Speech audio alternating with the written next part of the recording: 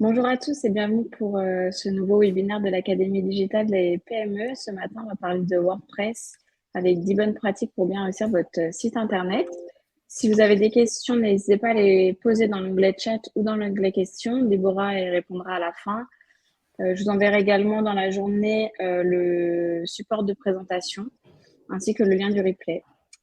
Voilà, je laisse la parole à Corinne. Merci Marine, ravi de vous accueillir sur ce webinaire qui a toujours du succès, hein. C'est un sujet qui vous intéresse. C'est vrai que, comme Déborah vous le dira, le site internet, c'est un incontournable. Un petit peu d'émotion dans ma voix peut-être, parce que c'est le dernier webinaire qu'on anime dans le cadre de l'Académie digitale des PME, un programme qu'on anime maintenant avec la CPME depuis 18 mois, et on vous a parlé de différents sujets du digital. Voilà, donc c'est vrai qu'on a passé quand même pas mal de temps sur ces sujets-là, à vous essayer de comment dirais-je, de dédramatiser un peu, si je puis me permettre, le digital, puisque pour certains nombre d'entre vous, c'est des incompréhensions, etc. Et c'est effectivement accessible à tous aujourd'hui avec tout ce qu'on peut faire. Alors, deux, trois mots sur Digispin pour très vite passer dans le vif du sujet, pour ceux qui ne nous connaîtraient pas encore.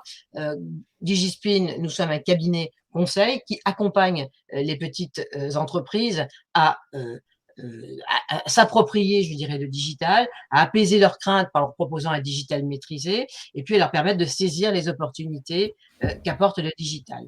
Globalement, pour cela, on s'appuie sur une communauté de 150 consultants indépendants. Voilà. Alors, ces opportunités, quelles sont-elles? Effectivement, le digital vous permet de vous adapter. Enfin, votre transformation digitale, pardonnez-moi, vous permet de vous adapter plus facilement aux exigences que requiert votre écosystème. On parle beaucoup de facturation électronique, hein. Je crois que la CPME a fait un séminaire il y a quelques jours sur le sujet. C'est un sujet vraiment sur lequel on rentre dans le vif du sujet. Il faut trouver des solutions. Dès 2024, vous aurez des choses à faire, notamment pour accepter des factures. Donc, il faut absolument s'adapter. On n'a pas le choix, ce sont des contraintes.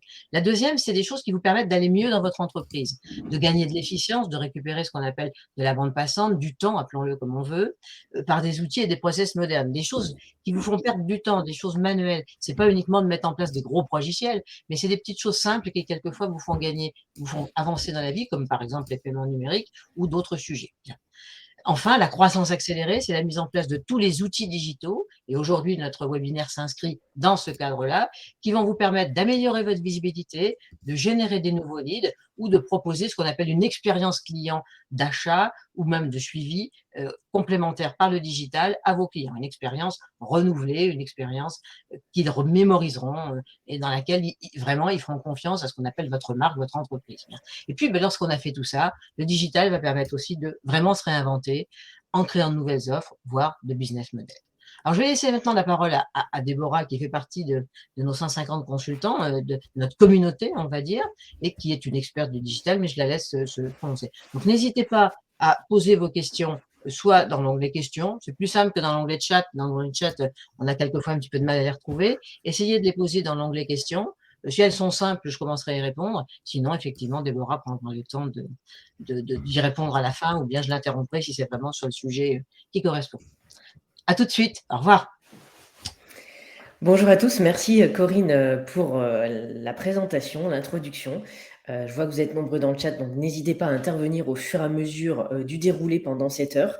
Moi, pour ma part, voilà. Pour ma part, ça fait 14 ans que je suis à mon compte.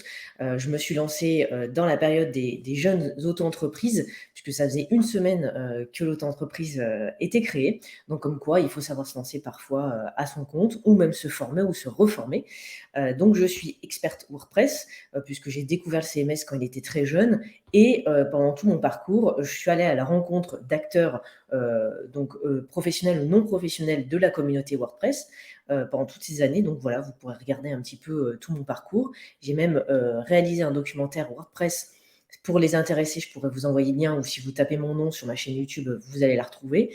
Tout au long de ce parcours, ça m'a permis de voir qu'est-ce que WordPress, comment il a évolué et comment il est maintenant, 14 ans, 15 ans après, en tout cas pour mon expertise, développé. Donc du coup, j'ai fait du développement sur mesure. J'ai utilisé aussi les builders, donc c'est les éditeurs de contenu dynamique, comme vous entendez parler de Divi, Elementor, Visual Composer, tous ces termes un petit peu, ce jargon un peu scientifique, technique, qui peut-être vous parle. Donc en fait, j'ai une vision 360 qui permet de faire un projet web global, puisque vous allez voir, le projet web, ce n'est pas simplement de la technique. Si vous allez voir un petit peu les sites que j'ai réalisés. Alors, depuis les slides, il y a quelques sites qui ont été réalisés, aussi bien des sites vitrines, des blogs, des sites e-commerce, ou aussi des landing pages, des pages de vente, et aussi des plateformes d'apprentissage. Donc, on peut tout faire avec WordPress. En tout cas, moi, j'ai pu parcourir de manière assez large pendant 14 ans tout type de création de site, et tout est possible avec WordPress, même d'autres CMS, mais c'est le but d'aujourd'hui de parler de WordPress. Donc, n'hésitez pas, je vais vous challenger un petit peu sur des questions, et si bien sûr vous avez des remarques, vous me le dites dans le chat. Dans cette slide, tout est beau, le monde est parfait, il fait beau, on est heureux, on boit un petit café latte, tout va bien, on va créer son site. On prend l'exemple ici d'Aurélie qui veut créer son site et elle se dit, bon, c'est super, c'est vendredi soir, ou samedi matin, je me mets sur l'ordi, je regarde un tuto, hop, c'est magique, je vais créer mon site. À la fin du week-end, son mari lui dit, non mais tu as vu les cernes que tu as, c'est un peu bizarre, mais qu'est-ce qui se passe? Je croyais que faire un site, aller suivre un tuto d'1 heure et t'aller, entre guillemets, pondre ton site à la fin du week-end. En réalité, en fait, comme l'image le dit, c'est l'enfer. Puisqu'il faut penser à beaucoup de choses pour créer son site internet. Et c'est pas anodin aujourd'hui que je vous les explique. Donc, on va avoir 10 points que je vais balayer assez vite. Vous pourrez revoir les points et on vous enverra du coup les diapos à la fin de ce webinaire. La première chose, il faut aller faire sa checklist avant de vous lancer dans un projet web. Puisqu'en fait, on parle de site web. Quand on veut démarrer sur le web, on se dit, oui, je vais choisir tout de suite l'outil, WordPress, Squarespace, Wix, peu importe. On essaie de se dire tout de suite technique, mais en fait, il y a plein de choses avant de se lancer pour faire son site. Là, ce point numéro 1, ça vous permet de réfléchir dans tous les axes de la conception, dans la stratégie du site web. C'est pour ça d'ailleurs qu'il y a plusieurs acteurs au sein d'un développement de site qui interviennent, puisqu'il va avoir aussi bien le technicien, il va avoir le créateur, donc la directrice artistique, il va avoir le chef de projet qui va aller chapeauter tout ça, il va avoir l'expert d'entreprise, comme on a au sein de DigiSpin, qui va réfléchir à qu'est-ce que la société, qu'est-ce que le projet, qu'est-ce que l'entrepreneur, est-ce qu'il a réfléchi à son public, à son persona, son client idéal, est-ce qu'il a réfléchi à les méthodes Jobs to be done, est-ce qu'il a réfléchi à son produit, comment il va vendre son produit, si vous vendez par exemple des billes de biscuits, si vous vendez par exemple des bagues sur mesure, voilà, tout ça il faut y réfléchir. Donc toutes ces étapes, vous aurez le temps de regarder, sont dans un ordre bien réfléchi pour ne pas oublier des phases essentielles. Donc la conceptualisation, la fondation, donc ça c'est beaucoup plus, on va dire, technique, avec la construction, donc on choisit le nom de domaine, on réfléchit à l'hébergement, on fait notre plan de site, notre plan de site qui est un peu notre plan d'architecte qui va voir la ramification de notre site, parce qu'avant de vous lancer dans la technique, il faut réfléchir aussi à ce que vous allez mettre dans votre site et quel sens ça a, de réfléchir à ce que vous allez mettre dans un temps 2, 3 dans votre site, donc peut-être sur quels mots-clés vous êtes positionné, ça il faut réfléchir. Mais votre site, il a quelle tête? Il faut réfléchir à votre charte graphique aussi. Donc, vous voyez plein d'éléments, vous allez réfléchir avant de vous lancer dans le site technique. Donc là, en l'occurrence WordPress, mais quelle que soit la plateforme, c'est la même méthodologie. Vous allez réfléchir aussi au suivi. Est-ce que vous faites une maintenance derrière? Qui c'est qui va l'assurer? Est-ce que vous mettez des solutions en place pour faire des sauvegardes automatiques? Évidemment, vous devez être conforme à la réglementation du RGPD. Vous devez déposer votre marque. Vous allez communiquer votre site via des newsletters, des réseaux sociaux, etc., etc. Voilà, c'est un éventail assez large que je vous présente aujourd'hui. Le point numéro 2, une fois que vous avez passé à ce point-là, vous allez évidemment réserver votre nom de domaine et votre hébergement. Ça, c'est incontournable. Mais qui dit réserver nom de domaine et l'hébergement, beaucoup de personnes le font avant de réfléchir à son nom et à sa marque, c'est qu'il faut réfléchir. Par exemple, vous prenez le nom google.fr, d'accord, il est disponible, imaginons, mais votre marque s'appelle, par exemple, windows.fr. Enfin, elle s'appelle Windows. Donc, en fait, votre nom de domaine doit être cohérent avec ce que vous allez acheter. Donc, votre nom de domaine et votre hébergement, c'est un peu comme le forfait de téléphone, c'est votre stockage, c'est votre capacité de votre site. Donc, quand vous créez un site de zéro, en général, on prend la nouvelle offre parce qu'on fait un blog ou un site vitrine. Donc, on prend la dernière offre, je veux dire la moins chère, qui se présente sur le marché. Il y a plusieurs hébergeurs, je vais vous en parler après. Mais en général, nous, on part sur de l'hébergement mutualisé. Mutualisé, c'est l'équivalent de votre appartement. Votre appartement, il est dans un immeuble. Donc, en fait, l'avantage, c'est que c'est moins cher, c'est mutualisé, c'est coordonné. Mais le jour où vous avez un problème, en fait, tout le monde prend. S'il y a un dégât des eaux au 5e, vous, au premier, vous allez peut-être prendre, ou au 4e, prendre pour les autres. Donc ça, c'est l'offre de base qui est le plus utilisée, qui est à peu près une centaine d'euros par an. Il y a des moins chers encore avec des codes promo la première année. C'est le plus standard et c'est ce que je vais vous recommander aujourd'hui. Le dédié, il faut avoir un niveau de technique un peu plus supérieur, qui coûte un peu plus cher, mais c'est plutôt pour des gros sites, des gros e-commerce, des sites d'apprentissage en ligne. Ça peut être des sites comme DigiSpin, par exemple. On a un gros trafic qui demande vraiment beaucoup de ressources. Votre hébergement, une fois que vous l'avez acheté, ils vont vous demander, quel que soit l'hébergeur en question, votre nom de domaine, de choisir votre nom de domaine. Alors, votre nom de domaine, c'est pas forcément l'utilisateur de vos réseaux sociaux. C'est pas un pseudo. C'est ce qui va apparaître tout en haut. Là, aujourd'hui, par exemple, c'est écrit livestorm.com. C'est ce qui va apparaître et ce qui va vous permettre d'être trouvé. C'est un peu votre adresse postale, comme une maison. Donc, on parle d'adresse postale numérique, ce qui va vous permettre justement d'être trouvé et de vous référencer. Puisque avant, il y a quelques années, on va dire une dizaine d'années, on achetait le nom de domaine par mots-clés. Maintenant, on achète beaucoup plus les noms de domaine par cohérence. Par exemple, moi, ma société s'appelle Design. En fait, je sais que quand les gens vont me rechercher sur Design, ils vont me trouver. Ou sur mon nom personnel. C'est valable aussi. Donc, il faut bien réfléchir à ce que vous allez acheter, si c'est disponible aussi, parce que quand c'est des noms un peu concurrentiels, il faut réfléchir, et ce que ça va permettre de faire.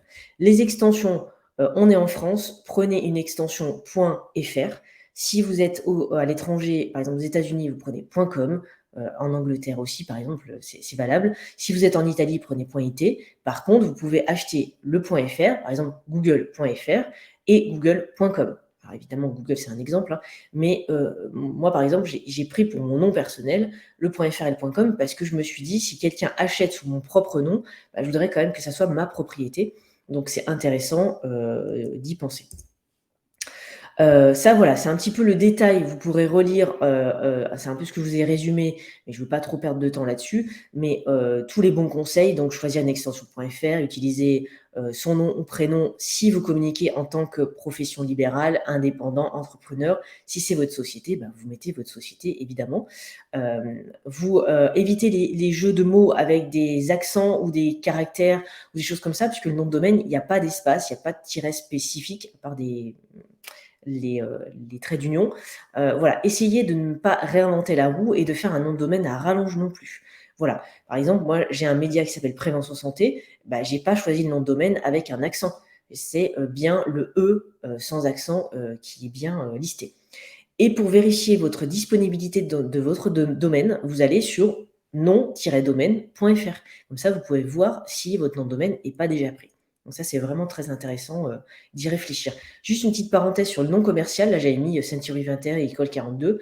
Assurez-vous que votre nom de domaine soit cohérent avec ce que vous allez communiquer et surtout qu'il y a quelqu'un, en tant que nom commercial, qui n'a pas déjà déposé à l'INPI ou qui n'a pas déjà une société sous ce nom-là. Parce que du coup, si vous, par exemple, vous tapez la marque Design, vous allez voir que il n'y a que moi qui fais du web, mais il y a aussi une société qui fait de la déco d'intérieur sur Annecy. Bon, c'est pas grave, ce n'est pas mon concurrent, mais ça peut être préjudiciable parce que des gens peuvent accéder à votre nom en vous recherchant à une autre marque, et ça, c'est plutôt péjoratif pour vous parce que ça va engager différemment. Le troisième point, bien sûr, vous allez vous lancer dans la technique. Donc, une fois que vous avez fait tout ça, donc le plan de site, récapituler toutes vos stratégies, acheter votre nom de domaine, votre hébergement, là, on va installer WordPress, puisque aujourd'hui, c'est WordPress dont on parle. Dans le chat, n'hésitez pas à me dire quel niveau vous avez en WordPress, parce que des fois, j'ai tendance à aller un petit peu loin, des fois, dans la technique, et s'il y a des débutants, je pourrais revenir sur certains points. Une petite parenthèse pour l'hébergement. J'aime pas mettre des slides d'hébergement en avant parce que j'ai pas d'accord avec aucun d'hébergement. Mais moi, en l'occurrence, je vais vous le mettre dans le chat. J'aime bien O2Switch en hébergement parce qu'ils sont français. Et en fait, ils font ils ont des hébergeurs spécialisés WordPress. OVH est très bon aussi, Yono c'est très bien aussi, sauf que pour le coup, O2Switch, c'est des collègues de la communauté WordPress, donc ils savent de quoi ils parlent et le support est très bon. Voilà, petite parenthèse. Donc, quand on décide d'installer WordPress, en fait, on décide de choisir un CMS. Un CMS, c'est quoi? C'est littéralement un système de gestion de contenu. En fait, avant, quand j'ai commencé il y a 14 ans de ça, moi, je développais tous les sites à la mano. Donc, en fait, c'est un peu à la Matrix, où vous avez la référence. En fait, moi, je faisais des lignes de code. C'était exactement ça. J'allais créer toutes ces lignes-là, etc., etc. Puis, quand je me suis lancé à mon compte, en parallèle, il y avait WordPress. Et je me suis dit, bah tiens, c'est intéressant parce que je vais pouvoir gagner du temps de développement. Parce qu'en fait, WordPress, c'est toute l'administration de vos sites qui est déjà créée. Donc ça, c'est vraiment très intéressant. C'est un peu comme si, au lieu de recréer Facebook, en fait, vous allez utiliser déjà un logiciel qui existe pour aller créer tout de suite votre profil. Vous n'avez pas besoin de recréer votre administration. Donc, certains qui auront utilisé Wix, WordPress ou d'autres, là, je vois que certains me disent qu'ils sont débutants. Alors, dites-moi bien aussi si vous avez déjà utilisé des CMS, donc des systèmes de gestion de contenu, donc pour créer des sites. Ça m'aidera à vous orienter. Donc, WordPress, comment ça se passe? Vous allez le télécharger comme PrestaShop, comme Drupal, comme Joomla. Joomla est beaucoup plus ancien. Peut-être que ça ne parle pas aux récents entrepreneurs ou experts du web ou personnes qui s'intéressent. Joomla, c'était beaucoup plus ancien. Drupal aussi, c'était beaucoup plus technique. Et PrestaShop, c'est depuis une vingtaine d'années la référence en e-commerce. Ils ont perdu en notoriété parce que ça devient très cher et donc très coûteux à maintenir et surtout beaucoup plus compliqué. Donc WordPress, c'est pour les débutants, c'est vraiment le tronc commun que moi je vous recommande pour faire un site vitrine, mais aussi un site e-commerce là-dedans. WordPress est le CMS, donc le système de gestion de contenu le plus utilisé au monde. C'est 42% du web, tout site confondu. Ça veut dire que c'est 65%. Maintenant, ça a un peu augmenté depuis ces derniers mois qu'on a fait les diapos. Et donc, c'est énorme par rapport à d'autres. Donc, j'ai envie de vous dire, ne réfléchissez pas, utilisez WordPress pour faire votre site de zéro. Hop, je me suis trompée. Hop, voilà. Quand vous allez vous lancer et vous tapez WordPress dans votre navigateur sur Google, vous allez avoir deux possibilités. WordPress.com et WordPress.org. WordPress.com, peut-être que certains l'ont déjà vu, c'est un peu l'équivalent de Wix, de Skyblog, j'ai envie de dire, d'Overblog. C'est-à-dire que avec WordPress.com, vous n'avez pas besoin d'acheter d'hébergement. Tout est préconfiguré sur l'hébergeur, donc WordPress. C'est bien et c'est pas bien. C'est bien pour démarrer parce que en fait, ça vous coûte juste du temps et ça vous coûte 0 €. Le désavantage, c'est que si, c'est comme Wix, d'ailleurs, ça fonctionne pareil. Si demain vous voulez faire évoluer votre site, qu'un technicien, qu'un expert web, il fasse grandir votre site, en fait, ça devient compliqué parce que vous n'aurez pas des possibilités énormes pour faire votre site. Donc, je vous recommande, après le webinaire, d'aller tester WordPress.com. Regardez, vous allez comprendre les différences. Mais si vous voulez tout de suite un site professionnel où vous êtes libre de pouvoir installer des fonctionnalités propres à vous et de pouvoir dire, tiens, je ne serai pas limité par un forfait payant, etc. Parce que WordPress.com, vous aurez un nom de domaine sur, par exemple, aurélie.wordpress.com. Maintenant, on peut acheter des noms de domaine directement sur WordPress.com, mais vous allez être toujours rattaché à la plateforme. Wix, c'est pareil. Squarespace, c'est pareil. Shopify, c'est pareil. Donc, moi, j'aime bien parler plutôt de WordPress.org, c'est-à-dire qu'ils vont vous demander d'aller télécharger l'archive de WordPress et le mettre sur votre hébergement. Alors, pas de panique pour les débutants. Quand vous allez sur des hébergeurs de type O2Switch, OVH ou Yonos, par exemple, en fait, vous pouvez en un seul clic télécharger ce pack, cette archive de WordPress.org. Donc en fait, on gagne encore du temps et ça devient beaucoup plus facile. Il y a deux possibilités quand vous décidez d'installer votre site sur WordPress avec WordPress.org. Donc en fait, c'est comme si vous alliez télécharger un logiciel et vous l'installez sur votre machine. En fait, soit vous installez votre site en local, et ça, pour les étudiants qu'on a avec Corinne, c'est vraiment ceux qui ont un niveau un peu plus poussé. C'est-à-dire qu'ils veulent aller tester ça un peu en mode geek Et l'avantage, c'est que vous n'avez pas de problème de connexion. Vous pouvez travailler sur votre site où vous voulez. Mais le désavantage, c'est que si vous voulez le faire voir à des collaborateurs, des collègues, etc., en fait, vous ne pouvez pas parce qu'il ne sera que sur votre machine. Mais en tout cas, c'est pour vous faire comprendre que c'est possible de travailler en local.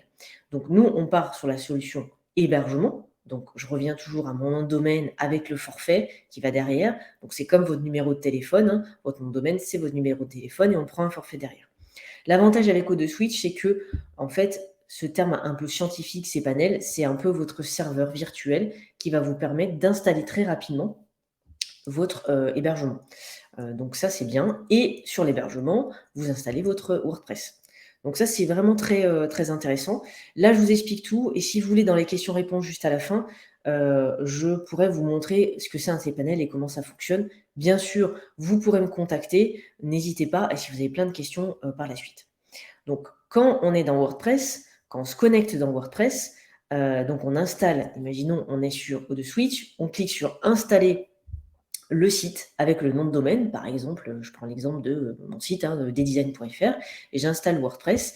Je vais avoir un accès avec un identifiant, comme quand vous vous connectez sur un compte différent. Et WordPress va vous proposer d'installer deux choses. Un thème qui est un peu votre habillage et des extensions qui sont un peu vos fonctionnalités. Donc l'habillage, le thème, va vous permettre de dire tiens, je veux un en-tête avec mon logo qui soit avec un fond bleu. Je veux que, par exemple, mes titres soient tous en jaune, etc., etc. Vous allez pouvoir tout adapter. Mais auparavant, vous l'avez bien compris, il aura fallu que vous réfléchissiez à votre charte graphique, par exemple votre logo. Est-ce que votre logo, il est bleu et jaune? Est-ce qu'il est plutôt rose et violet? Est-ce qu'il est plutôt noir et rouge? Puisque quand vous allez concevoir votre site et mettre un peu votre habillage dans le thème sous WordPress et composer votre site, en fait, il va falloir que vous ayez réfléchi auparavant à vos couleurs, etc. Donc, pour revenir sur l'aspect technique, puisque d'habitude, je fais vraiment un focus très large, là, on est vraiment sur des bonnes pratiques pour réussir son site WordPress. Donc, quand vous allez choisir votre thème, il y a plein de thèmes qui vont venir en tête. Vous allez être suggéré, on va vous suggérer, plein de thèmes sur WordPress. Donc, entre guillemets, votre habillage, c'est comme si vous aviez une armoire avec 50 habits et finalement, tous vous plaisent, vous ne savez pas lequel. Moi, aujourd'hui, je vais vous recommander Elementor, vous allez comprendre pourquoi. Il y en a plein. Il y a plein de thèmes qui s'appellent notamment Divi, il y a Asana, il y a Avada, pardon, il y a Salient, voilà, il y en a plein qui existent, qui vont vous permettre de construire votre site avec un thème pré-packagé. Donc, vous avez des modèles de pages, c'est vraiment très intéressant pour construire votre site. Les plus intéressants sont les thèmes Builder. Ces thèmes Builder, je rentre un peu dans la technique, désolé, c'est ces thèmes qui vont vous permettre de tout concevoir, un peu comme des Lego, et de tout concevoir et déconcevoir, enfin déconstruire. C'est vraiment cette idée-là. Donc, le thème, moi, je vais vous recommander Elementor. Là, il y a plusieurs aspects. En général, je passe un peu plus de temps sur la technique, mais je vois que tout le monde m'a répondu là dans le chat et m'a dit que vous étiez débutant, donc je ne veux pas trop rentrer dans les détails. Mais il y a plein de thèmes qui existent. Et Divi, qui est arrivé il y a quelques années dans WordPress, puisque WordPress, quand j'ai démarré en 2009, on devait créer de zéro notre thème.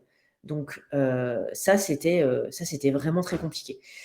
Maintenant, on peut avoir déjà un thème pré-packagé qui va nous permettre de tout régler, toutes les briques qu'on veut, les unes avec les autres. Dans les thèmes et les thèmes de constructeurs, enfin les thèmes qui permettent de construire nos thèmes à l'intérieur et de faire les mises en forme aussi, il y en a plein qui existent. Alors, dans le parcours de WordPress, il y avait Divi. Peut-être que certains ont déjà entendu parler de Divi, qui fait partie des plus anciens, c'est-à-dire qu'on pouvait tout concevoir avec juste un thème, pas forcément obligé de rajouter des fonctionnalités, des extensions en plus. Donc ça, c'était intéressant. Et Elementor est arrivé en 2017. Donc là, moi, je vais me focaliser sur Elementor. Je reviendrai un petit peu plus en détail, mais vous allez pouvoir tout concevoir de zéro en mettant des briques sans forcément passer par la technique. Alors, Bianca me dit, nous utilisons Divi. Bah voilà. Divi, ça fait partie des constructeurs, des builders tout en un. Elementor est arrivé aussi. Divi, je l'ai utilisé pour plein de sites, sauf que maintenant, il devient un peu plus vieillissant et quand on veut rentrer beaucoup dans la technique, ça devient un petit peu lourd au niveau des performances, mais ça reste une très bonne solution pour aller construire son site. Moi, je vous présente tout aujourd'hui, mais j'aurai une petite préférence pour Elementor en 2023. Hop, oui, c'est ça.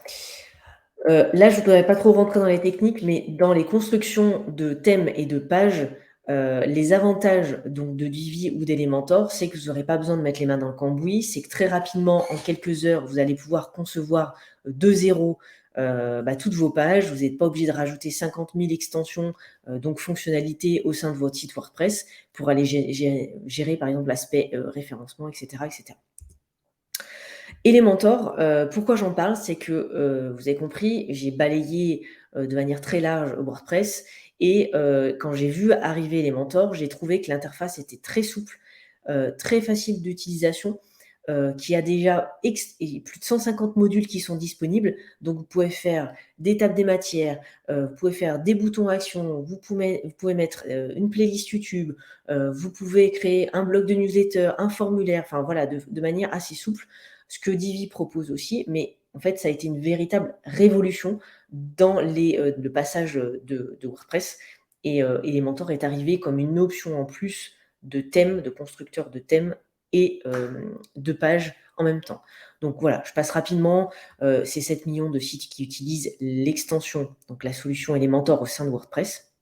En fait, c'est comme si vous aviez votre adresse postale, donc votre hébergement au nom de domaine, vous installez WordPress, donc vous choisissez de prendre une voiture qui est par exemple une Mercedes, et vous allez rajouter une option qui s'appelle Elementor dans votre Mercedes, entre guillemets, pour aller justement booster le moteur et permettre de changer le toit ouvrant, les vitres, la couleur de la peinture, etc. etc. Donc pourquoi j'en parle, c'est que je suis allée rencontrer les fondateurs en 2017 pendant les événements WordPress. Et j'ai pu vraiment tester l'outil et maintenant, 5 ans, 6 ans, 7 ans après, c'est une évidence que si vous voulez gagner du temps et en fait, vous ne voulez pas vous prendre la tête comme Aurélie au début de mes slides, je vous recommande d'utiliser Elementor au sein de votre site. Ça vous permettra de faire des mises en page personnalisées très simples en quelques clics. Les avantages d'Elementor dans votre projet, construire vos pages et vos thèmes surtout. Donc, vous avez compris, dans WordPress, vous avez besoin d'avoir un habillage général qui va vous faire le haut de page, le bas de page et tous les modèles de page. Et à l'intérieur de vos pages, vous pourrez faire aussi de la personnalisation très poussée. Pour les techniciens qui nous écouteraient, on peut faire du design system intégré. En gros, c'est des habillages en CSS, mais si vous êtes débutant aujourd'hui, je ne vais pas trop rentrer dans les détails. Vous avez une prise en main, vous avez un outil qui fait plusieurs compétences, c'est-à-dire que vous n'avez pas besoin de rajouter un outil qui va vous mettre vos flux Instagram avec vos images, vous n'avez pas besoin de rajouter une extension pour avoir une fonctionnalité en plus pour, je ne sais pas, faire par exemple, je parlais de playlist YouTube ou newsletter, etc. Les inconvénients, parce que rien n'est parfait, c'est que comme cette solution cette extension est américaine, ça va embarquer des Google Fonts. Alors certains vont me dire, oui, mais c'est pratique, c'est comme Canva, ça me permet d'importer tout de suite une bibliothèque de police d'écriture.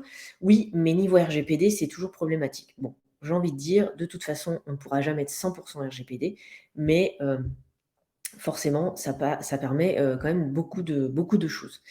Il y a des limites techniques pour le développement. En même temps, ça, c'est plus pour les puristes experts web déjà avancés. Donc, pour vous, il y aura presque que des avantages aujourd'hui d'utiliser Elementor. Donc, avant de venir au contenu, je résume. Vous avez préparé toutes vos stratégies. Vous avez acheté votre hébergement, votre nom de domaine. Vous avez installé WordPress. Dans WordPress, vous activez dans le thème et les extensions, vous installez Elementor et vous concevez vos maquettes de pages donc que vous avez déjà un petit peu griffonné auparavant. Donc ça, je ne sais pas quel niveau de stratégie web vous avez, mais on pourra y revenir si vous voulez après. Là, je veux vraiment me focuser aujourd'hui que sur l'aspect technique de WordPress. Donc, vous avez créé vos pages avec Elementor sous WordPress. Et une fois que vous avez fait votre habillage, vous allez forcément vous dire qu'est-ce que je mets à l'intérieur de mes pages. Alors, forcément, vous allez mettre la charte graphique qui correspond à ce que vous avez créé avec votre logo, donc par exemple sur Canva, sur Photoshop, ou voilà, sur d'autres systèmes. Et vous allez forcément réfléchir à vos contenus. Quand je dis contenu, je parle de texte, images et vidéos. Donc, pourquoi il faut préparer ces contenus en avance, avant de se lancer dans la technique, donc dans les étapes préliminaires à l'étape de création technique, c'est qu'en fait, quand vous avez créé votre plan de site, donc ça, c'est si vous voulez des modèles, je pourrais vous envoyer, en plan de site, vous avez créé votre ramification. Vous avez mis une accueil, une branche en dessous qui va présenter par exemple votre page service, une sous-branche d'accueil qui va parler de la page à propos, etc., etc. Donc dans ces pages-là, vous allez préparer vos contenus. Donc les textes. Donc auparavant, vous allez réfléchir à la stratégie de référencement parce que si vous êtes un artisan dans le BTP, par exemple une personne qui travaille dans le système de l'eau, qui va faire par exemple des piscines, allez, prenons l'exemple du pisciniste, forcément il y a des mots-clés qui vont revenir et des mots-clés de recherche qui vont vous servir. Donc il faudra bien réfléchir à tout ça. Vous allez réfléchir aussi à vos images que vous allez mettre à l'intérieur de votre site. Et ça, je vous ai mis quelques références gratuites parce qu'on n'a des fois pas la possibilité de faire appel à un technicien pour faire votre site, vos images en l'occurrence. Et donc ça, c'est des images gratuites. Les icônes aussi, vous avez des références qui sont très bien. J'aime beaucoup The Non Project, qui sont des très belles icônes que je vous recommande. Je vois Eric qui nous dit « Je veux bien recevoir un exemple de plan de site ». Alors, je vais vous mettre juste la ref et je vais vous envoyer un modèle vierge de plan de site. Hop. Là, je vous mets dans le chat octopus. Souci avec mon clavier. Hop. Je vais vous envoyer la référence. Ça, c'est l'outil que j'utilise pour aller concevoir avec mes clients des plans de site. Mais après, si vous voulez, je vous montre en partage d'écran ce que c'est un plan de site un peu fourni sur un site un peu avancé. Vous pouvez le faire aussi d'ailleurs, hein, le plan de site pourrait revenir sur un organigramme.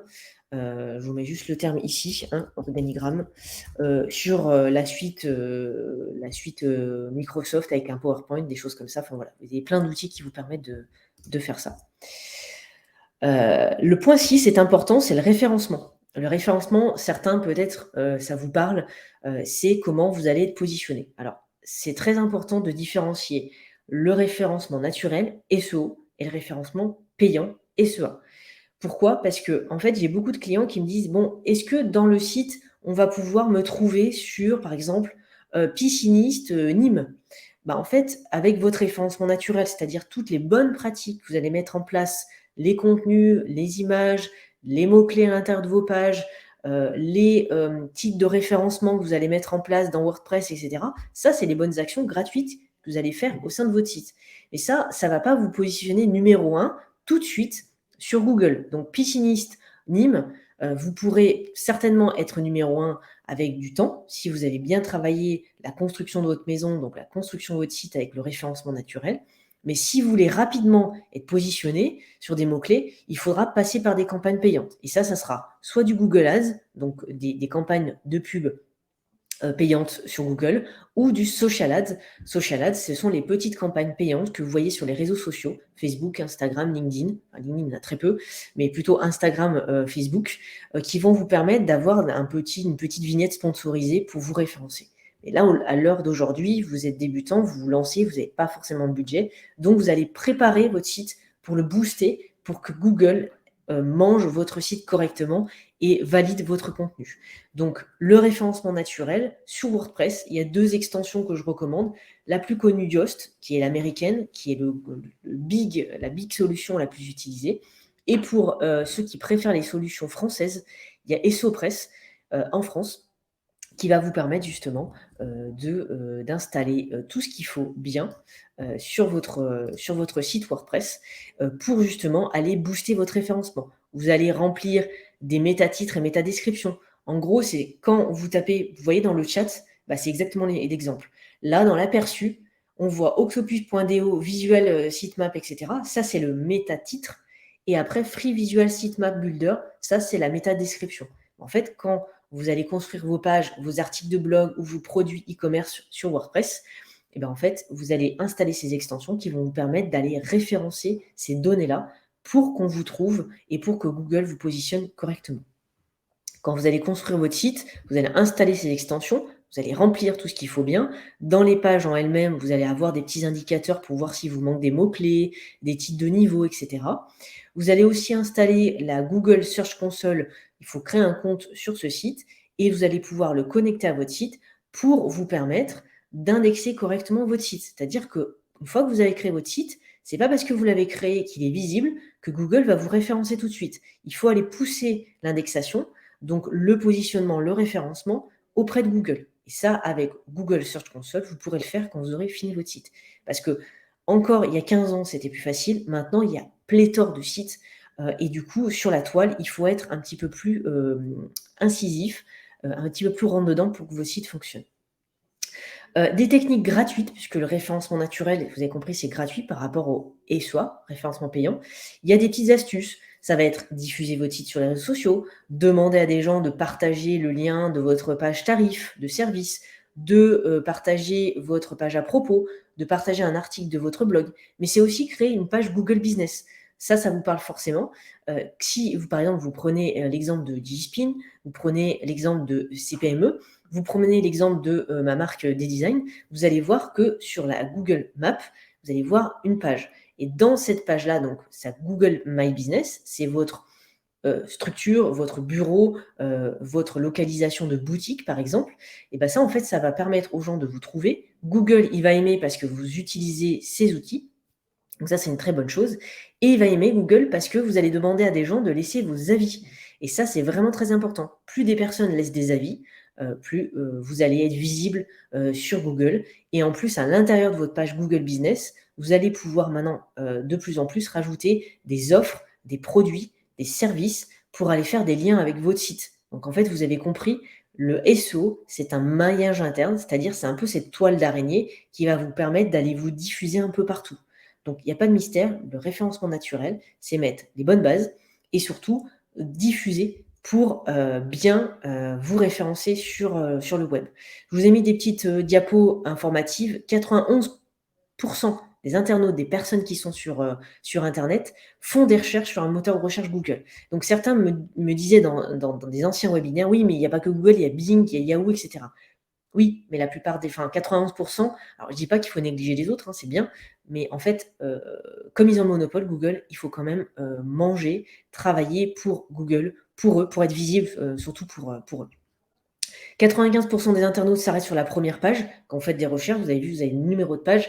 C'est en train de changer. L'algorithme change puisque Google décide de enlever les numéros de page, mais d'avoir un scroll infini, c'est-à-dire que quand vous allez descendre la page, ça va recharger au fur et à mesure, donc on ne verra plus les numéros de page. Alors, du coup, certains vont me dire oui, mais alors du coup, comment on se repère? En fait, c'est surtout dans les scrolls. Le but, c'est d'apparaître toujours dans les meilleurs résultats. C'est le plus important. Et 80% des clics se font principalement sur les premières positions. Bah oui, ça paraît évident. Voilà, là, je vous ai mis quelques slides. Je ne veux pas trop perdre de temps dans la technique, mais je vous ai mis des petits slides, des petites diapos pour vous expliquer ce que c'est les balises titres en activant justement l'extension, donc Yoast ou SEO Press, pour être visible. Donc ça, c'est la balise titre et la balise description. Là, sur les bonnes pratiques du référencement, il y a aussi les titres de niveau.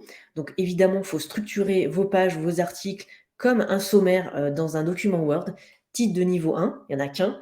Titre de niveau 2, titre de niveau 3, des contenus à l'intérieur, un chapitrage qui est cohérent. Puisqu'en fait, si vous ne faites pas ça, Google ne va pas comprendre. Vous n'allez pas mettre 4 titres H1 comme dans un document Word, par exemple, mais vous pourrez mettre des H2, plusieurs H2, et à l'intérieur des H2, des H3 ou des H4.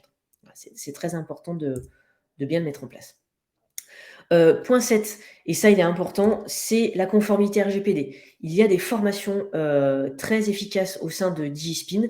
Vous pouvez bien sûr aller voir aussi des tutoriels. Moi, j'ai fait un webinaire avec une experte aussi, avocate, qui va vous expliquer ce que c'est la réglementation. Mais oui, votre site aujourd'hui, il doit être conforme à la réglementation. Je sais que c'est casse-pied. Avant, on n'y pensait pas. Maintenant, oui, on doit être obligé de mettre ce fameux bandeau qui va permettre de dire à l'internaute est-ce que tu acceptes ou non les données qui transitent sur mon site. On appelle ça des traceurs et des cookies. Et pour pas rentrer trop dans la technique, ce sont des informations qui transitent sur votre site. Quand vous installez Facebook, quand vous installez Google Analytics pour vos statistiques de visite, l'internaute doit accepter ou non le consentement.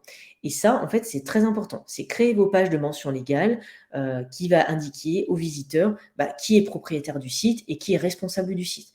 Moi, dans WordPress, je recommande Compliance qui va vous permettre d'installer ce fameux bandeau et être conforme à la réglementation. Voilà, il y a une playlist que j'ai mis en place. Donc pareil, quand vous allez cliquer sur les diapos, vous pourrez voir la playlist et revisiter. Bon, si vous avez d'autres questions, bien sûr, vous me contacterez. Le 8e point qui est important, c'est de sécuriser et sauvegarder son site. Donc au sein de WordPress, moi je vous recommande d'installer ces extensions. Donc pour la sécurité de votre site, Item Security, WordFence qui sont les bigs américains et SecuPress en France. Donc voilà, vous installez l'extension au sein de WordPress comme pour le référencement et vous suivez et vous verrez, il y a des indications pour bien le configurer. Je ne vais pas trop rentrer dans la technique ici. Pour le changement, ça vous le verrez dans les extensions. Mais ça, il faut y penser, sécuriser. Deuxième point au sein de ce point 8, c'est sauvegarder son site. Votre site, vous le faites. Si demain, vous ne mettez pas à jour votre site et vous le sauvegardez, en fait, vous allez être bloqué au fur et à mesure. Si demain, votre site est piraté, si vous n'avez pas de sauvegarde, c'est vraiment très compliqué. Donc là, il y a des solutions gratuites et payantes. Donc par exemple, Updraft Plus, qui est une version gratuite, qui va vous permettre de sauvegarder votre site. Et après, il y a d'autres solutions payantes, mais ça, faites-le. L'avantage de Updraft Plus, c'est que vous pourrez le faire vous-même et vous pourrez sauvegarder votre site sur un Google Drive, sur un Dropbox, sur un Amazon S3. Voilà, donc c'est assez pratique parce que sur un OneDrive aussi, sur Microsoft, ça marche aussi. Et donc, je vous recommande de faire des sauvegardes tous les jours de tous les fichiers, même si vous ne modifiez pas forcément votre site, c'est important de faire des sauvegardes régulières. Je répondrai à Mélanie juste après dans les questions-réponses. 9e point, l'optimisation des performances. Oui, vous installez des extensions, vous allez mettre du contenu, du texte et des images, des vidéos, mais votre site peut être très lourd. Donc, au-delà de la sécurité, de la sauvegarde, je vous recommande de mettre en place une extension pour le cache de votre site. C'est-à-dire que ça va compresser vos données et ça va permettre d'accélérer la rapidité de votre site et donc être beaucoup plus visible par Google, puisque Google aime bien les sites qui sont très rapides.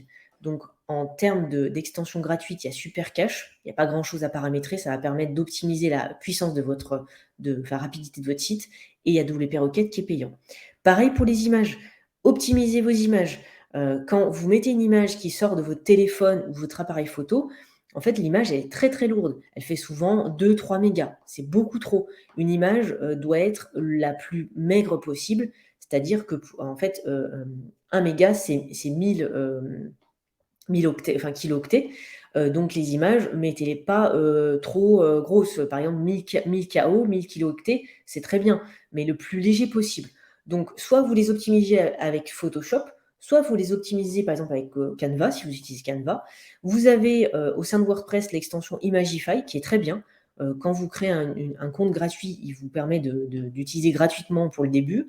Vous avez aussi TinyPNG qui vous permet d'optimiser vos images. C'est gratuit, c'est-à-dire avant d'ajouter vos images, vous optimisez vos images. Voilà. Il y a plein de solutions qui sont importantes.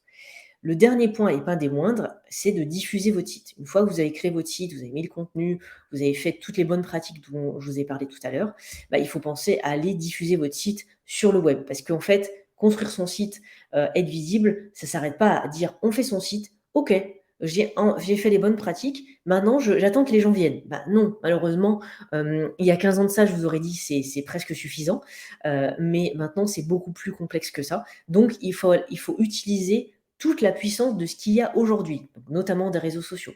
Donc, il va falloir faire des petits posts sur Facebook, sur LinkedIn, sur Instagram. Évidemment, vous choisissez le réseau social qui vous correspond. N'allez pas utiliser Facebook et Instagram si votre public est beaucoup plus professionnel et utilise LinkedIn. Bon, pour moi, à l'heure actuelle, LinkedIn, c'est un incontournable. Ça reste le réseau social numéro 1. Il y a quelques années, je ne vous aurais pas dit ça, mais là, en l'occurrence, c'est vraiment ce qui se passe. Vous pouvez aussi publier des articles de blog sur les réseaux sociaux. Vous pouvez publier des petites vidéos. C'est un peu la mode de se filmer en vidéo. Alors, je sais que c'est pas toujours facile pour certains d'utiliser la vidéo parce qu'on n'est pas à l'aise. Mais si vous avez besoin d'accompagnement, au sein de DigiSpin, on a aussi des formations où j'accompagne mes clients sur de la vidéo. Mais en fait, il y en a qui sont très à l'aise. En une journée, on peut apprendre à faire des vidéos. Si vous tapez mon nom et vous regardez ma chaîne YouTube, vous allez voir que je fais beaucoup de vidéos. Donc, on peut vous accompagner à faire aussi du mentorat sur la création de podcasts ou de vidéos. Et surtout, il va falloir aussi penser à créer un réseau. Parce que c'est important que vous soyez dans des réseaux comme aujourd'hui pour aller voir des webinaires, pour aller communiquer, faire des after-work professionnels d'entrepreneurs. Voilà, c'est vraiment très important de vous intégrer dans des réseaux. Moi, je participe à différents réseaux qui me permettent d'attirer aussi du public et communiquer en plus de mon site différemment. Donc, vous l'aurez compris, en 1 heure, on ne peut pas tout aborder, mais créer son site internet et le réussir surtout, c'est beaucoup de choses auxquelles on ne pense pas. Il y a le avant, pendant, après. Évidemment, pendant, c'est beaucoup l'aspect technique, mais il faut penser à tout. Et être accompagné, être coaché, être mentoré, peu importe le terme, ça permet d'avoir des bases rapides, d'avoir un expert qui vous donne toutes les clés en main. Merci Déborah. Écoute, tu as répondu effectivement à pas mal de questions. Il y en a d'autres il y en a quelques-unes que tu as laissées l'année dernière. Je te propose de les traiter, celle de Mélanie, celle de Frédéric en particulier. Exactement, j'allais y venir, c'est juste que je voulais être dans les temps pour bien Mais finir. c'est très bien, on est parfaitement dans les temps, on est tout à fait raccord, il y a pas de souci de ce côté-là. Mélanie nous dit: «Il faut installer les 3 extensions de sécurité ou une suffit». Alors, c'est comme sur votre ordinateur, que vous soyez Windows ou Apple, n'installez pas plusieurs antivirus, ça ne sert à rien. La surprotection ne sert à rien. Donc moi, je vous ai donné les extensions de la gratuite à la payante, en passant par l'américaine la plus connue et la française. Ça va être plus un choix éthique. Est-ce que vous préférez une gratuite ou une payante? Bon, ça va dépendre un peu de ce que vous avez comme budget et surtout ce que vous préférez, si vous préférez la plus connue, l'américaine, ou vous êtes un peu plus cocorico comme moi et vous aimez bien soutenir la communauté francophone sur les extensions. Donc oui, tout à fait. Mélanie, vous allez installer qu'une extension. Donc une pour, par exemple, le référencement, une pour la sécurité, une pour la sauvegarde. Alors, vous m'installez pas non plus 50 extensions, il n'y a pas besoin. Allez au plus léger parce qu'en fait, c'est résumé. Et oui, le support de cours, de présentation sera présent. Et d'ailleurs, vous n'hésitez pas, même après en revisionnant, nous poser des questions parce qu'on est là pour ça. Et si vous avez besoin qu'on fasse un petit échange par la suite, vous nous écrivez et on pourra même prendre 15 minutes, une demi-heure pour répondre à vos questions si vous le voulez. Frédéric nous disait… Je vais répondre à la question de Margot qui est très rapide et qui concerne vraiment tout le monde avant que je te laisse le temps de réfléchir un petit peu à celle de Frédéric. Donc, vous disposerez, on vous enverra la présentation là en mode PDF, donc vous aurez tous les liens, vous aurez tout ce qu'il faut, etc. Et puis le replay est aussi immédiatement disponible dès la fin de la session et vous pouvez y accéder par le lien sur lequel vous êtes inscrit. Donc vous aurez tous ces types-là. Puis on vous enverra des petites informations complémentaires dans la journée par mail pour que vous puissiez, si vous souhaitez nous poser des questions ou continuer à avancer sur certains sujets. Voilà. Pardonne-moi de t'avoir interrompu. Non, bien sûr, c'est très juste. Ça concerne un petit peu tout le monde. Donc il y a 2 autres questions qu'à traiter, Frédéric et puis Pratap. Oui, Frédéric, vous avez un site de test ou benchmark de la performance d'un site. Alors, je crois avoir compris la question. Pour tester la rapidité et la performance, moi, je vous recommande, je vais vous le mettre en lien, donc le PageSpeed de Google. D'ailleurs, il y en a une personne qui me disait qu'elle voulait un modèle, donc ça, je pourrais vous le fournir. Hop.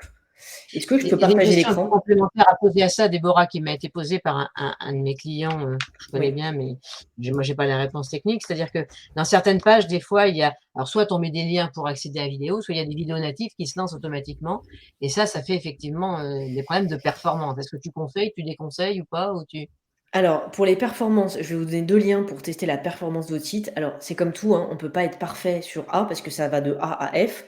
Si vous êtes déjà B ou C, c'est pas mal, on va dire. Si c'est A, c'est sûr que c'est mieux. Donc ça, je vais mettre les 2 liens pour tester la rapidité. Souvent, ce qui ressort, c'est le poids des images et des vidéos. Les vidéos, ne les stockez pas sur votre site. vous les stockez sur des plateformes adaptées. YouTube, Dailymotion, Vimeo. Maintenant, c'est vraiment YouTube et Vimeo qui sont très connus. Vous mettez votre vidéo sur ces plateformes qui sont dédiées à ça. D'ailleurs, ça vous référence parce qu'une chaîne YouTube vous permet de vous référencer en plus de votre site internet. Donc ça, c'est vraiment très intéressant. Par contre, vous prenez le lien de votre vidéo YouTube et vous la mettez dans votre site. Puis le player va apparaître. Donc en fait, quand tu charges la page… Mais il faudra appuyer sur le bouton pour la voir. C'est-à-dire que ça ne se lance pas automatiquement dans ces conditions-là. Alors, si on peut la lancer automatiquement, donc par exemple avec Elementor, on a une fonctionnalité. Par contre, moi, je déconseille parce que ça demande un temps de chargement supplémentaire et du coup, le site va ramer.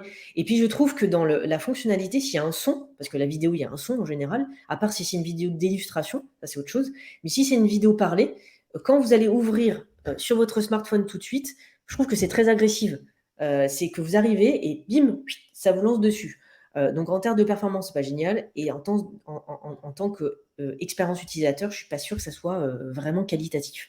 Mais si c'est juste de l'illustration, il faut mettre la vidéo. Ça, c'est pas grave si elle est en automatique. Par contre, vous la délocalisez. Je vais mettre juste les liens des deux sites en question. Hop, voilà. Donc GTmetrix et PageSpeed pour tester.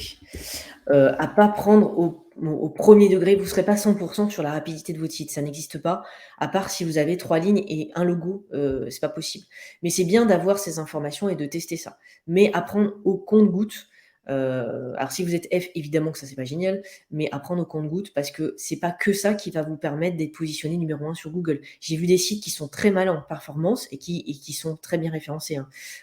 Donc ça tout ne veut pas dire. J'ai une autre question. Comment savoir quel type de mots à intégrer afin d'être bien dans le référencement? Alors c'est assez complexe. Il y a quelques années, c'était plus facile de se référencer, mais maintenant, ça devient de plus en plus compliqué. Donc il faut faire une étude de mots-clés de positionnement. Il y a SEMrush, l'outil SEMrush qui est en ligne, que les experts marketeurs SEO utilisent pour voir ce qu'il y a comme concurrence ou co-positionnement. Par exemple, vous allez mettre le lien de Digispin et vous allez voir quels mots-clés autour, donc on appelle ça des mots-clés satellites, vont ressortir sur ce positionnement-là et voir ce que vos concurrents utilisent. Donc SEMrush a une version gratuite de mémoire de 14 jours, si je ne dis pas de bêtises. Oui, ça doit être ça. Oui, ça doit être ça. Et après, vous pouvez aller voir et tester un abonnement. Alors, l'abonnement est vite cher, hein, c'est une centaine d'euros, mais ça vous permet de voir tout ce que vos concurrents font et comment Google fonctionne au niveau des mots-clés. Après, il y a des techniques toutes simples, hein. Quand vous êtes sur Google, vous avez le champ de recherche, vous tapez juste un mot-clé après l'autre et Google vous suggère les mots-clés les plus utilisés. Par exemple, comment créer son, et ben, il va mettre site. Et après site, il y a WordPress, il y a Wix, il y a Squarespace. Enfin, ouais, voilà. Ça permet d'avoir une technique assez simple, assez rapide.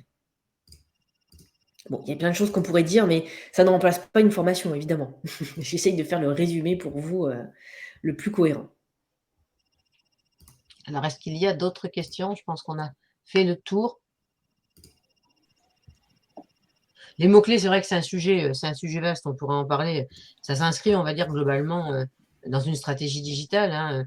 Autrefois, je vais dire autrefois, il y a de longues années, il y avait des gens qui mettaient des listes de mots-clés à la queue leu-leu sur des pages pour arriver à être référencé ci, référencé là. Ouais. Aujourd'hui, Google travaille beaucoup plus sur ce qu'on appelle des mots-clés riches qui doivent être dans les contenus, dans des choses comme ça. Il faut à la fois que ce soit dans vos contenus, il faut à la fois que ce soit le contenu de blog, par exemple, contenu de vos pages, il faut que ce soit aussi représentatif de votre activité, hein, parce que voilà, et puis surtout demander et le compromis est demandé par les internautes. Alors pas demander effectivement aujourd'hui, si vous prenez par exemple diagnostic de maturité digitale, j'aime bien prendre celui-là parce que Digispin sera en premier sur ce sujet-là, mais les gens qui ont payé Google pour avoir ce truc-là, ils arrivent en dessus. Et nous, on y arrive naturellement parce qu'on a écrit des articles, parce qu'on parle de ce sujet, parce que c'est vraiment notre spécialité et on a fait en sorte de faire ça. Donc, c'est vrai que regarder les mots-clés, c'est un sujet à part entière. Alors, je pense qu'il vaut mieux engager les webmasters, même hasard compris. Alors, tout cela dépend de la complexité de vos sites. Je vais prendre la parole à ce niveau-là, parce que effectivement, ça dépend de votre temps, de votre envie aussi, bien sûr. Mais si vous avez un peu de temps et l'envie, ça peut être aussi intéressant et que votre site n'est pas archi compliqué, ça peut être aussi intéressant.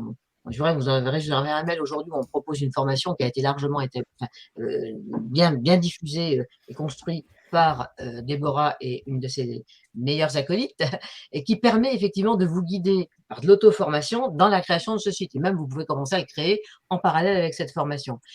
Là-dessus, c'est un petit peu comme tout. Il y a des sujets sur lesquels, si c'est simple et que vous avez un peu de temps, vous pouvez le faire. Sinon, effectivement, il faudra y aller avec des chefs de projet comme est Déborah pour le faire. Ou alors, vous embauchez un webmaster si vraiment le sujet pose la question. Mais c'est vrai que ça dépend un petit peu de quelle manière vous arrivez et ça dépend en quel stade aussi vous en êtes de votre entreprise. Parce que si c'est pour une entreprise qui se crée, ça peut être aussi un excellent exercice. Et moi, je l'ai fait il y a quelques années de cela, il y a 7-8 ans. Quand on crée quelque chose, ça permet aussi de formaliser son offre, de formaliser son positionnement, de se reposer les bonnes questions. Et si c'est quelqu'un qui ne vous pose pas forcément les questions, suivant avec qui vous travaillez, vous n'aurez pas forcément les bonnes questions à poser. Donc le faire soi-même, ça aussi oblige à vraiment bien savoir se positionner ses offres, connaître ses marchés, ses personas, un petit peu tout ce que Déborah a pu dire dans le début. Et ça permet aussi de mieux se connaître. Mais il faut avoir le temps. Et puis, il ne faut pas non plus, si votre site, c'est le cœur de votre business, par exemple, que vous êtes un site marchand, etc. Là, il faut peut-être revoir les choses de manière un peu différente. Mais si c'est un site vitrine simple, ça peut être aussi une manière de bien s'approprier les choses et d'avancer. Je ne sais pas, Déborah, si tu veux compléter ce que je raconte. Si Complètement d'accord. Je vais reprendre l'exemple du piscinisme puisque c'est un peu d'actualité vu la période lourde à niveau climat. Il y a certains qui veulent faire leur piscine eux-mêmes par l'expérience terrain, par l'argent évidemment, mais parce qu'ils aiment ça. Et il y en a qui préfèrent faire par quelqu'un. Il y en a qui commencent aussi à le faire et qui reprennent. J'ai beaucoup de clients de prospects qui viennent et qui ont commencé la formation et qui veulent à un niveau supérieur, mais le fait qu'ils aient fait eux-mêmes, il y a un engagement qui est différent, mais ça dépend de chacun. Il y en a qui préfèrent apprendre eux-mêmes à apprendre une langue avec des tutos en ligne, des formations, du coaching, et il y en a qui préfèrent avoir un prof pendant 1 an, faire des cours, etc. Ou aller dans le pays. Ça va dépendre. Nous, l'avantage, c'est qu'avec Corinne, on propose une formation poussée qui permet de le faire soi-même si on a envie. Et puis, de mon côté, je peux aussi vous accompagner à le faire moi-même. Mais de toute façon, vous serez quand même faire un site. Vous n'avez pas, même si quelqu'un vous le fait, il n'y a pas de miracle. Il faut que vous vous engagiez quand même dedans puisque c'est votre image. Maintenant, vous devez vous différencier encore plus qu'avant. Il y a 20 ans, c'était différent. Maintenant, il faut mettre votre âme, votre patte et il faut être engagé dedans. Alors, je vais répondre à la question d'Éric. Alors, Éric, vous êtes hors sujet par rapport à la formation d'aujourd'hui, mais c'est pas grave. On anime beaucoup de formations autour de LinkedIn. Le Social Selling Index, c'est quelque chose, c'est un index qui mesure comment dirais-je, la description de votre profil LinkedIn. Faire du social selling, c'est être capable d'identifier des prospects, d'identifier comment dirais-je, des opportunités, chercher des profils, chercher des opportunités de business sur les réseaux sociaux, en particulier LinkedIn a développé ce contexte. Donc, est-ce que vous êtes capable d'être assez visible? Est-ce que vous êtes capable d'établir des relations? Est-ce que vous êtes capable de trouver les bons profils? Il y a 4 ou 5 critères, mais ça n'a rien à voir du tout avec le site Internet. C'est complètement déconnecté du site Internet. Que vous ayez ou pas de site Internet, c'est uniquement la part réseaux sociaux et LinkedIn. Voilà. Donc, vous tapez Social Selling Index dans LinkedIn ou à côté, et on vous racontera tout ça. Donc, ce n'est pas le sujet d'aujourd'hui, mais comme on est dans le domaine du digital et qu'on connaît, on est capable de donner des réponses complémentaires. Voilà. Bien sûr. Et après, ce que disait Corinne, c'est qu'en fait, votre profil LinkedIn va être complémentaire. C'est-à-dire qu'il va vous permettre de communiquer sur votre site, communiquer sur votre profil. En fait, tout va être un petit peu en toile d'araignée pour vous permettre d'être visible de manière générale. Donc, c'est intéressant de s'y intéresser. Alors, c'est pas le sujet d'aujourd'hui, mais effectivement, c'est de l'après-site. C'est-à-dire, une fois que vous avez construit votre maison, il faut ou votre boutique, il faut que les gens viennent à votre boutique. Et ça, effectivement, c'est par la communication des réseaux sociaux ou des vidéos qui passent maintenant de plus en plus. Alors, tu dis que c'est effectivement le pré-site. Pour certains consultants indépendants ou des gens qui se lancent, le profil LinkedIn peut être, je dirais, la première manière dont on va se mettre en avant. Mais on n'a pas la richesse, évidemment, de ce qu'on peut mettre dans un site Internet, dans son profil LinkedIn. Et voilà. Donc, les liens sont à faire, effectivement, et c'est cette communication qui fera gagner. Mais globalement, le site Internet, quand on construit une stratégie digitale, Le site internet, c'est là, ça va être d'une part votre carte de visite, et puis c'est là où vous allez pouvoir mettre toute votre richesse, c'est-à-dire tous les contenus que vous allez avoir. On a parlé de blog, mais quand on commence à avoir un peu de… nous, on est en train justement de retravailler un petit peu notre site internet, et il devrait être changé, j'espère, à la rentrée. On va pouvoir mettre en place tous les contenus qu'on a, par exemple des replays de webinaires, par exemple des livres blancs, par exemple des choses comme ça, c'est-à-dire que tout ce qui peut vous valoriser peut être là. Et après, la publication de ces contenus, eh bien, ce sont les réseaux sociaux, ce sont des newsletters, ce sont des choses comme ça. Le slide de Café Déborah est très bien. Effectivement, on avance sur tous ces sujets-là avec… voilà. Mais le site internet, c'est le cœur de votre présentation. Avant, on faisait des grosses plaquettes, on remettait des choses, etc. Là, il faut savoir qu'aujourd'hui, les parcours d'achat, la moitié des parcours d'achat se font avant sur Internet, même si vous ne vendez pas en ligne, évidemment. C'est-à-dire que même vous voulez appeler quelqu'un, qu'est-ce qu'il va faire? La première chose, c'est qu'il va taper votre nom pour vous googliser. Si vous n'avez pas cette vitrine, cette carte de visite numérique, comme elle l'appelait Déborah, eh bien, et que ça ne vous représente pas. C'est ça aussi qui est important. C'est-à-dire qu'il y a des gens qui en ont, mais ça ne les représente pas. J'ai un client aujourd'hui qui tarde d'ailleurs à vouloir refaire son site, mais son site n'est pas du tout à l'image de ce qu'il fait. Il est dans les hautes technologies, il vend des choses formidables dans le monde entier, mais son site, on dirait que c'est un truc qui est antidiluviен. Comment voulez-vous attirer des nouveaux collaborateurs, attirer de nouveaux clients, si le site n'est pas le reflet de vraiment ce que vous pouvez proposer? Donc c'est aussi tout le travail qui doit être fait sur un site, c'est l'actualisation, c'est la mise à jour. Je crois qu'il y a eu des micro-coupures.